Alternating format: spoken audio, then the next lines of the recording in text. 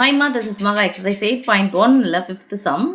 ஒரு முக்கோணத்தின் இரு பக்கங்களின் நடுப்புள்ளிகளை சேர்க்கும் நேர்கோடு. ஒரு முக்கோணத்தின் இரு பக்கங்களின் நடுப்புள்ளிகளை சேர்க்கும் நேர்கோடு அதன் மூன்றாவது பக்கத்திற்கு இணையெனவும் அதன் நீளத்தில் பாதி எனவும் வெக்டர் முறையில் நிறுவுக. எங்க மேட்ரு இதுதான், வெக்டர் முறை. ஏங்க மிஸ் இதை அழுத்தி சொல்றாங்கன்னா, நீங்க 10th 9th இதே சம்மே வந்திருக்கும். உங்களுக்கு பாதி எனவும் நிறுவுகன் மட்டும்தான் கொடுத்துருப்பாங்க. இங்கே வெக்டர் முறையில் இருந்து சொன்னதால் நீங்கள் 11th ஸ்டாண்டர்டுக்கு ஏற்ற மாதிரி போடணும். ஓகே, பார்க்கலாமா? ஏ பி சி அப்படிங்கிறது ஒரு முக்கோணமாக இருக்கட்டும். அந்த முக்கோணத்தின் இரு பக்கங்களின் நடுப்புள்ளிகள், ஏபியின் நடுப்புள்ளி டி, ஏசியின் நடுப்புள்ளி ஏன்னு வச்சுக்கிறேன். இரு பக்கங்களின் நடுப்புள்ளிகளை சேர்க்கும் நேர்கோடு. அப்போ அந்த நேர்கோடு பேர் என்ன சாமி? டிஇ நேர்கோடு. அதன் மூன்றாவது பக்கத்திற்கு, ரெண்டு பக்கம் ஏபி ஏசின்றது ஒரு பக்கம், மூணாவது பக்கம் பிசி. மூன்றாவது பக்கத்திற்கு இணையாக இருக்கா, பேரலாக இருக்கா? இது எந்த இதுவில் போதும் அதே இதுவில் இருக்கா? இது மூன்றாவது பக்கத்திற்கு இணையாகவும் மூன்றாவது பக்கத்தில் பாதி, இதில் வந்து டி போல் இது 2 மடங்கு இருக்கணும், பிசியில் இது பாதியாக இருக்கணும். அதில் பாதி எனவும் நிறுவுகன்னு சொல்லிட்டாங்க. இப்போ நம்ம வெக்டர் முறையில் நிறுவனம் சொல்கிறதால நிலை வெக்டர்களை எடுத்துக்கலாம்.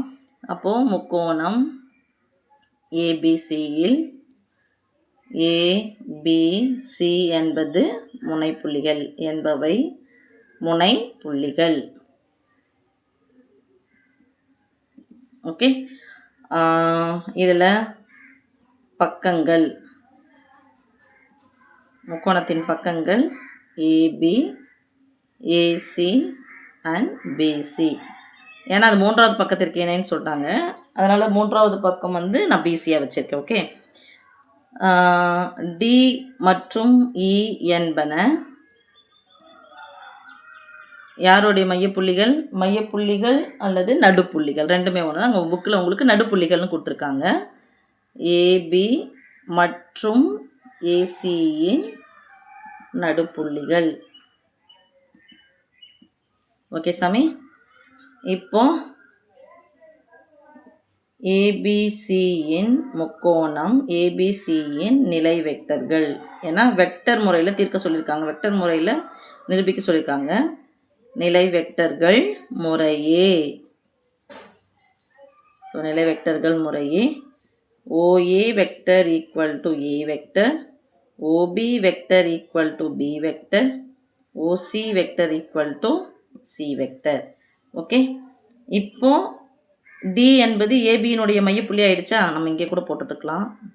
சரி, இங்கே வர சாமி, இதை வந்து நீங்கள் மேலே போட்டுருங்க. ஏசி நடுப்புள்ளின்னு சொல்லிட்டாங்க. தேர்ஃபோர் செல்லம் இந்த எடுத்து மேலே எழுதிக்கோங்க. டி மற்றும் இ என்பன ஏபி மற்றும் ஏசியின் நடுப்புள்ளி. தேர்ஃபோர் எல்லாம் எனவே நம்ம ஓடி வெக்டர் தான் சொல்லுவோம். மையப்புள்ளி என்னன்னு சொல்லுவான்? 2 பக்கத்தையும் கூட்டி 2ஆல் வகுக்கணும். அதான் இதையும் கூட்டி பாதி ஆக்கிட்டால் மையப்புள்ளி நமக்கு கிடைச்சிரும். நீங்கள் 9th படித்தது 10th படித்தது தான்.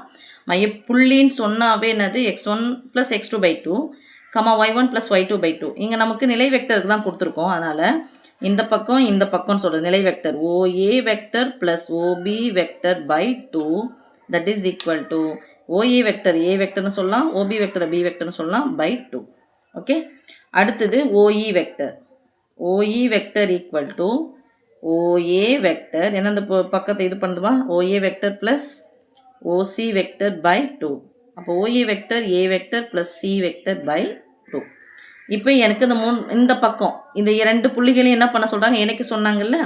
அப்போது DE vector equal to, DE vector எப்படி எழுதலாம் சாமி? நம்ம ஏற்கனவே சொன்னது, இது 2 பேர் அந்த மாதிரி வந்துச்சுன்னா நான் சொல்லும் OE vector minus OD vector. Okay, அப்போ ஓஇ வெக்டர் என்னது? A vector plus c vector by 2 minus OD vector என்னது? A vector plus b vector by 2. இப்போ ஒரு பின்னையன் இன்னொரு பின்னையன் இருக்குது, நடுவில் ப்ளஸோ மைனஸ் வந்துச்சுன்னா பகுதிகளை பார்க்கணும். பகுதிகள் ஒரே மாதிரியாக இருக்கான்னா ஆமாம், எத்தனை முறை 2 வந்தாலும் ஒரே முறை தான் போட போகிறோம், பை 2. அப்போது ஏ vector plus c vector minus தான் அது குறிய மாற்று. அப்போ இங்கே 2 நம்பர் இருக்குது, இங்கே ப்ளஸ் ஏ தான். ப்ளஸ் ஏ என்ன போடணும்? மைனஸ் ஏ ப்ளஸ் பி என்ன போடணும்? Minus B. இது யார்? டிஇ வெக்டர் ஈக்குவல் டு, இப்போ ப்ளஸ் ஏவும் மைனஸ் ஏவன் ஆகிடுச்சு, கேன்சல் ஆகிடுச்சு. C vector minus B vector by 2. பாதின்னு சொன்னால் என்ன சாமி சொன்னோம்? அந்த பை 2 தானே அர்த்தம். பாதினா பை 2 அல்லது 1/2 into 1/2 into C vector minus B vector. இப்போ சொல்லுங்கள், இங்கே பாருங்கள் சாமி. ஓஇ வெக்டர் மைனஸ் ஓடி வெக்டர்னா சொன்னோம், டிஇ வெக்டர்னு சொல்லுமா? அப்போ ஃபஸ்ட்டு இங்கே யார் இருக்காங்க? இ இருந்துச்சுன்னா அங்கே ஓஇ போடணும். அப்போ ஃபஸ்ட்டு இங்கே யார் இருக்காங்க? சி இருக்குது. அப்போ 1/2 into OC vector minus OP vector that is equal to 1/2 into இது என்ன நம்ம சொல்லுவோம் பாருங்கள். ஃபஸ்ட்டு சி இருக்குது, ரெண்டு பி இருக்குன்னா என்னது?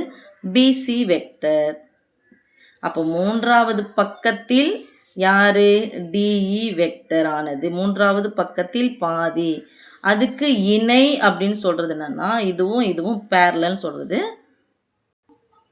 இந்த பேரலல் சொல்கிறது என்னன்னா சாமி, டிஇ வெக்டர் ஈக்குவல் டு இது ஏதோ ஒரு மாறி நான் கேன்னு வைக்கிறேன், லேம்டான்னு வச்சுக்கேன். Lambda into PC vector here lambda equal டுனது 1/2.